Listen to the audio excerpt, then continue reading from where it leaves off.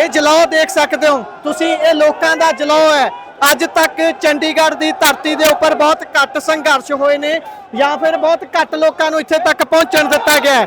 ਮਟਕਾ ਚੌਕ ਤੇ ਅਕਸਰ ਰੋਕ ਲਿਆ ਜਾਂਦਾ ਹੈ। ਪੰਜਾਬੀਆਂ ਦੇ ਪਿੰਡ ਉਜਾੜ ਕੇ 28 ਪਿੰਡ ਜਿਹੜੇ ਦੱਸੇ ਜਾਂਦੇ ਨੇ ਉਹਨਾਂ ਨੂੰ ਉਜਾੜ ਕੇ ਜਦੋਂ ਚੰਡੀਗੜ੍ਹ ਵਸਾਇਆ ਗਿਆ ਹੋਊਗਾ, ਕਿਸੇ ਨੇ ਵੀ ਨਹੀਂ ਸੋਚਿਆ ਹੋਊ ਕਿ ਇਹ ਹਾਲਾਤ ਬਣ ਗਏ ਕਿ ਚੰਡੀਗੜ੍ਹ ਦੀ ਧਰਤੀ ਤੇ ਪੈਰ ਰੱਖਣਾ ਵੀ ਔਖਾ ਹੋ ਜਾਊਗਾ।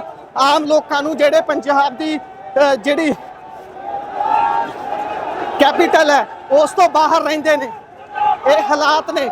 ਮੁਰਦਾਬਾਦ ਦੇ ਨਾਰਿਆਂ ਦੇ ਨਾਲ ਨੌਜਵਾਨ ਭੱਜਦੇ ਹੋਏ ਤੁਸੀਂ ਦੇਖ ਸਕਦੇ ਹੋ। ਨੌਜਵਾਨ ਸੰਘਰਸ਼ ਦੇ ਰਾਹ ਤੇ ਨੇ। ਇਹ ਤਸਵੀਰਾਂ ਤੁਸੀਂ ਇਸ ਸਮੇਂ ਪੀਯੂ ਦੇ ਗੇਟ ਨੰਬਰ 1 ਦੇ ਵੱਲ ਜਾਂਦੇ ਹੋਏ ਨੌਜਵਾਨਾਂ ਦੀਆਂ ਦੇਖ ਰਹੇ ਹੋ। ਇਹ ਜਲਾਓ ਹੈ, ਲਗਾਤਾਰ ਜਕਾਰੇ ਵੀ ਛੱਡੇ ਜਾ ਰਹੇ ਨੇ। ਜਿਹੜੀ ਜਥੇਬੰਦੀ ਹੈ ਉਹ ਆਪਣੇ ਆਪਣੇ ਪੱਧਰ ਤੇ ਆਪਣੇ ਆਪਣੇ ਨਾਰੇ ਲਾ ਰਹੇ ਨੇ। ਪੰਜਾਬ ਯੂਨੀਵਰਸਿਟੀ ਦੇ ਵਿੱਚ ਜਿਹੜੀ ਬੀਜੀ ਹੈ ਪੂਰੇ ਦੱਸ ਰਹੀ ਹੈ ਬੀਜੀ ਨੂੰ ਦੱਸਣਾ ਚਾਹੁੰਦੇ ਆ ਕਿ ਤੂੰ ਜਿੰਨਾ ਜੋਰ ਹੈ ਲੋਕ ਦਿਖਾ ਲੈ। ਉੱਥੇ ਰੋਕ ਲਿਆ ਗਿਆ ਹੈ, ਨੌਜਵਾਨਾਂ ਨੂੰ ਰੋਕਿਆ ਗਿਆ ਹੈ।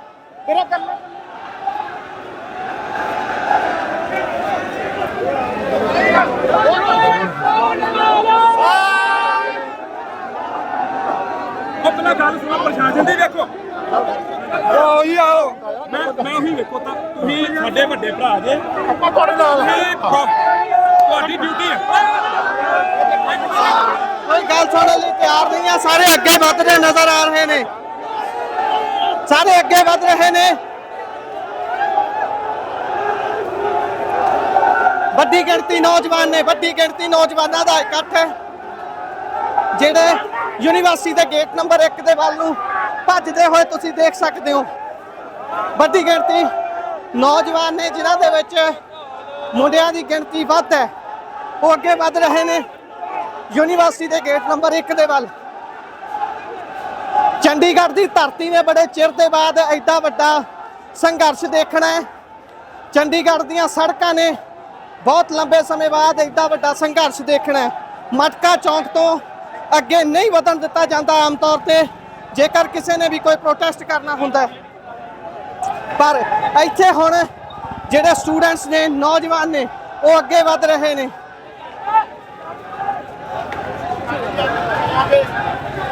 ਦੇਖ ਸਕਦੇ ਹੋ ਕਿ ਨੌਜਵਾਨ ਅੱਗੇ ਵਧ ਰਹੇ ਨੇ। ਇਹ ਤਸਵੀਰਾਂ ਇਤਿਹਾਸਿਕ ਨੇ, ਇਹ ਪਲ ਇਤਿਹਾਸਿਕ ਨੇ। ਗੱਲਬਾਤ ਕਰਨ ਦੇ ਲਈ ਤੁਸੀਂ ਦੇਖ ਸਕਦੇ ਹੋ ਪੁਲਿਸ ਮੁਲਾਜ਼ਮ ਗੱਲਬਾਤ ਕਰਨ ਲਈ ਹੱਥ ਖੜੇ ਕਰ ਰਹੇ ਨੇ, ਪਰ ਉਹਨਾਂ ਨੂੰ ਕੋਈ ਹੱਥ ਪੱਲਾ ਨਹੀਂ ਫੜਾ ਰਿਹਾ। ਦੇਖ ਸਕਦੇ ਹੋ ਸਟੂਡੈਂਟ ਭੱਜਦੇ ਹੋਏ। ਇਹ ਉਹ ਤਸਵੀਰਾਂ ਨੇ ਜਿਹੜੀਆਂ ਇਤਿਹਾਸਿਕ ਨੇ। ਇਤਿਹਾਸ ਬਣ ਰਿਹਾ ਸੰਘਰਸ਼ ਲਈ ਪੰਜਾਬ ਜਾਣਿਆ ਜਾਂਦਾ ਤੇ ਉਹੀ ਸੰਘਰਸ਼ ਚੰਡੀਗੜ੍ਹ ਦੀਆਂ ਸੜਕਾਂ ਤੇ ਇਸ ਸਮੇਂ ਹੋ ਰਿਹਾ ਹੈ।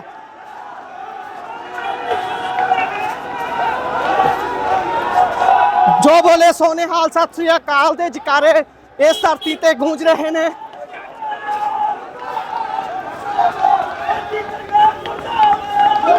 ਵਿੱਕੀ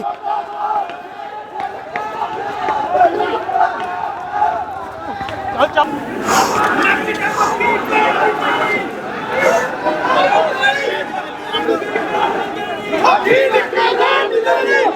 ਆ ਜਾ। ਇੱਕੀ ਦੁੱਕੀ ਚੱਕ ਦਿਆਂਗੇ, ਇੱਕੀ ਦੁੱਕੀ ਚੱਕ ਦਿਆਂਗੇ। ਨੱਕ ਤੇ ਮੱਖੀ ਬੈਣ ਦੀ ਦੇਣੀ, ਇੱਕੀ ਦੁੱਕੀ ਚੱਕ ਦਿਆਂਗੇ। ਜੋ ਬਲੇ ਸੋਨਿਆਲ, ਇੱਕੀ ਦੁੱਕੀ ਚੱਕ ਦਿਆਂਗੇ। और खा ਬਲੇ ਸੋਨਿਆਲ,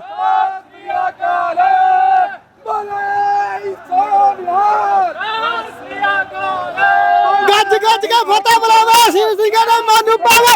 ਸਤਿ ਸ੍ਰੀ ਅਕਾਲ। ਚਲੋ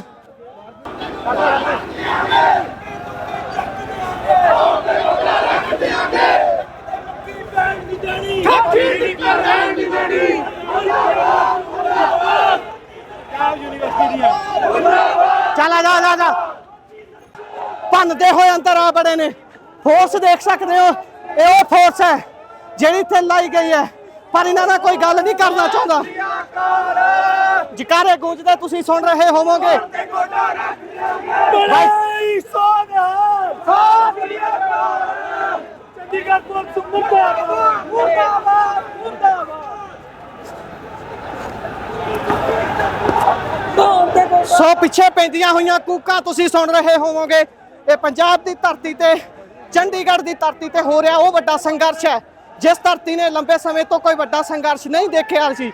ਮਟਕਾ ਚੌਂਕ ਤੋਂ ਅਕਸਰ ਨੌਜਵਾਨਾਂ ਨੂੰ, ਕਿਸਾਨਾਂ ਨੂੰ, ਮਜ਼ਦੂਰਾਂ ਨੂੰ ਮੋੜ ਦਿੱਤਾ ਜਾਂਦਾ ਹੈ, ਪਰ ਸਵਾਲ ਕੇਂਦਰ ਦੀ ਸਰਕਾਰ ਤੇ ਪੰਜਾਬ ਦੀ ਸਰਕਾਰ ਦੇ ਉੱਪਰ ਖੜੇ ਹੁੰਦੇ ਨੇ ਕਿ ਉਹ ਕਿੱਥੇ ਨੇ ਜਿਹੜੇ ਦਾਅਵਾ ਕਰਦੇ ਨੇ ਕਿ ਅਸੀਂ ਤੁਹਾਡੇ ਹੱਕਾਂ ਦੀ ਲੜਾਈ ਲੜਾਂਗੇ, ਪਰ ਹੱਕਾਂ ਦੀ ਲੜਾਈ ਲੜਨ ਦੇ ਵਿੱਚ ਸਿਰਫ ਤੇ ਸਿਰਫ ਨੌਜਵਾਨ ਅੱਗੇ ਨੇ, ਵਿਦਿਆਰਥੀ ਵਰਗ ਅੱਗੇ ਹੈ।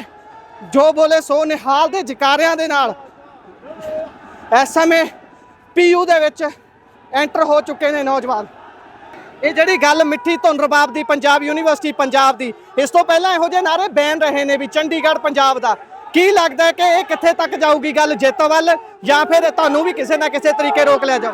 ਜੀ ਬਿਲਕੁਲ ਅਸੀਂ ਜਿੱਤਾਂਗੇ। ਇਹ ਸਾਡੀ ਯੂਨੀਵਰਸਿਟੀ ਹੈ ਤੇ ਅਸੀਂ ਜ਼ਰੂਰ ਆਪਣਾ ਜਿਹੜੇ ਮੋਰਚਾ ਹੈ ਕਰਾਂਗੇ। ਅੱਗੇ ਵਧਦੇ ਆ। ਇਸੇ ਦੇ ਨਾਲ ਜਲਾਓ ਹੈ ਵਿਦਿਆਰਥੀਆਂ ਦਾ, ਵੱਡੀ ਗਿਣਤੀ 'ਚ ਵਿਦਿਆਰਥੀ ਅੱਗੇ ਵਧ ਰਹੇ ਨੇ। ਹਾਂਜੀ, ਛੱਡ ਦਿਓ। ਜਿਹੜੀ ਅੱਜ ਦੇ ਇਸ ਪ੍ਰੋਟੈਸਟ ਦੀ ਗੂੰਜ ਹੈ ਉਹ ਜਿਵੇਂ ਕਿਸਾਨ ਅੰਦੋਲਨ ਦੀ ਗੂੰਜ ਸੀਗੀ, ਉਸੇ ਤਰ੍ਹਾਂ ਪੂਰੇ ਵਿਸ਼ਵ ਦੇ ਵਿੱਚ ਇਹ ਗੂੰਜ ਜਿਹੜੀ ਗਈ ਹੈਗੀ ਆ, ਕਿਉਂਕਿ ਸਾਡੀ ਧਰੋਹਰ ਹੈਗੀ ਯੂਨੀਵਰਸਿਟੀ। ਇਹ ਯੂਨੀਵਰਸਿਟੀ ਦੇ ਨਾਲ ਜਿੱਥੇ ਪਹਿਲਾਂ ਫਸਲਾਂ ਦੀ ਗੱਲ ਸੀ, ਅੱਜ ਨਸਲਾਂ ਦੀ ਗੱਲ ਹੈਗੀ ਆ। ਇਹ ਮੋਦੀ ਸਰਕਾਰ ਜਿਹੜੀ ਹੈਗੀ ਆ ਸਾਡੇ ਤੋਂ ਸਾਡੀ ਪੜ੍ਹਨ ਦਾ ਜਿਹੜਾ ਹੱਕ ਹੈ ਖੋਹਦੀ ਜਾ ਰਹੀ ਹੈ। ਤੇ ਇਹਦੇ ਲਈ ਦੇਖੋ ਨੌਜਵਾਨੀ ਦੇ ਵਿੱਚ ਕਿੰਨਾ ਗੁੱਸਾ ਹੈ, ਕਿੰਨਾ ਜੋਸ਼ ਹੈ। ਬਜਾਏ ਕਿ ਕਿਸੇ ਬੈਰੀਕੇਡਾਂ ਦੀ ਪਰਵਾਹ ਕਰਦੇ ਹੋਏ, ਗੇਟਾਂ ਦੀ ਪਰਵਾਹ ਕਰਦੇ ਹੋਏ ਜਿਹੜੀ ਨੌਜਵਾਨੀ ਹੈਗੀ ਆ ਪੂਰੀ ਤਰ੍ਹਾਂ ਸ਼ਾਮਲ ਹੋਈ ਆ ਪ੍ਰੋਟੈਸਟ ਦੇ ਵਿੱਚ, ਤੇ ਪੰਜਾਬ ਹਰ ਵਾਰ ਦੀ ਤਰ੍ਹਾਂ ਜਿੱਤਦਾ ਆ। ਅੱਛਾ, ਉਹ ਲੋਕਾਂ ਨੂੰ ਕੀ ਕਹੋਗੇ ਜਿਹੜੇ ਕਹਿੰਦੇ ਨੇ ਕਿ ਪੰਜਾਬ ਦਾ ਨੌਜਵਾਨ ਨਸ਼ੇੜੀ ਹੈ, ਪੰਜਾਬ ਦਾ ਨੌਜਵਾਨ ਨਾ ਤਾਂ ਗੁਣੀ ਹੈ ਨਾ ਹੀ ਗਿਆਨੀ ਹੈ? ਆਹ ਕੌਣ ਨੇ ਫਿਰ? ਜਦੋਂ ਕਿਸਾਨ ਅੰਦੋਲਨ ਸੀ, ਜੋ ਕੇਂਦਰ ਦੇ ਚਮਚੇ ਸੀ, ਉਹਨਾਂ ਨੇ ਜਾ ਕੇ ਕੇਂਦਰ ਨੂੰ ਇਹੀ ਰਿਪੋਰਟਾਂ ਦਿੱਤੀਆਂ ਸੀ ਕਿ ਪੰਜਾਬ ਤਾਂ ਮਰ ਗਿਆ ਨਸ਼ਿਆਂ ਨਾਲ, ਬਾਕੀ ਚੀਜ਼ਾਂ ਨਾਲ। ਪਰ ਕਿਸਾਨ ਅੰਦੋਲਨ ਚ ਕੀ ਹੋਇਆ? ਇਹਨਾਂ ਨੌਜਵਾਨੀਆਂ ਨੇ ਹੀ ਕਿੰਨੇ ਬੈਰੀਕੇਡ ਪੱਟ ਕੇ ਸੁੱਟੇ ਨੇ। ਅੱਜ ਵੀ ਉਹੀ ਹੋਇਆ। ਇਹੀ ਨੌਜਵਾਨੀ ਹੈ ਜਿਹੜੇ ਸੰਘਰਸ਼ ਨੂੰ ਸਿਰੇ ਲੈ ਕੇ ਜਾਂਦੀ ਹੈ। ਕੀ ਕਹਿੰਦੇ ਹੋ, ਇਹ ਇਕੱਠ ਕਿੱਥੋਂ ਤੁਰਿਆ? ਇੰਟੈਲੀਜੈਂਸੀ ਦੀ ਫੇਲੀਅਰ ਕਿਵੇਂ ਹੋਈ, ਜਾਂ ਫਿਰ ਇਹ ਨੌਜਵਾਨਾਂ ਦੀ ਕਿਵੇਂ ਸਫਲਤਾ ਹੈ? ਇਹ ਦੇਖੋ, ਇੰਟੈਲੀਜੈਂਸੀ ਕੋਈ ਕੰਮ ਨਹੀਂ ਕਰਦੀ। ਜੋ ਪੰਜਾਬ ਹੈ ਨਾ, ਜਦੋਂ ਲੱਟ ਬਲਦਾ ਉਹ ਇੰਟੈਲੀਜੈਂਸ ਕੋਈ ਨਹੀਂ ਉਹਦੇ ਅੱਗੇ ਖੜਦਾ। ਅੱਜ ਵੀ ਉਹੀ ਹੋਇਆ। ਕਿੱਥੇ ਗਏ ਨੇ ਬੈਰੀਕੇਡ, ਕਿੱਥੇ ਗਏ ਨੇ ਗੇਟ, ਕਿਵੇਂ ਲੁੱਟਦੇ ਉੜਦੇ ਨਜ਼ਰ ਆਏ ਨੇ।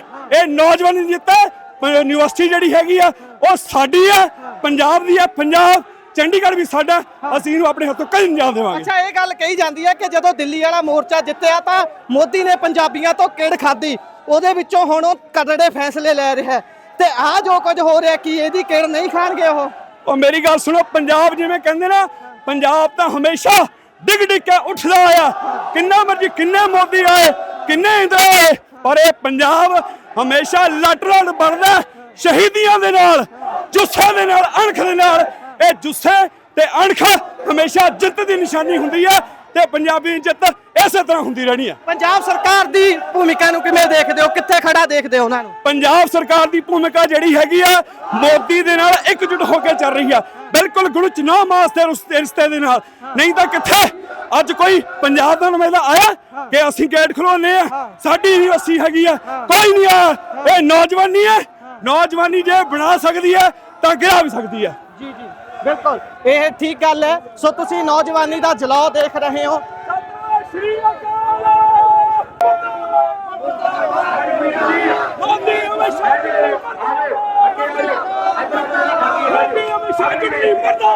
ਮਰਦਾਬਾਦ।